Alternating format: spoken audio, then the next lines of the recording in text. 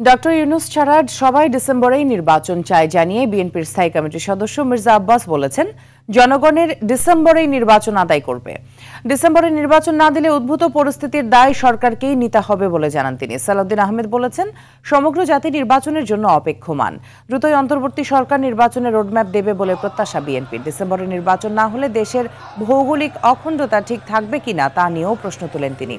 জিয়াউর রহমানের ৪৪তম শাহাদাত বার্ষিকীতে তার সমাধিতে শ্রদ্ধা নিবেদন শেষে এসব কথা বলেন তারা।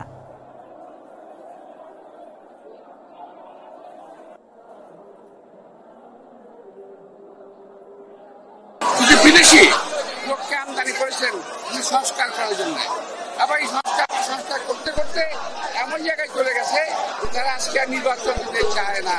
বললেন একটি দল নির্বাচন চায়, আমরা বলতে চাই একটি লোক নির্বাচন চায় না, সে নির্বাচন চায় না।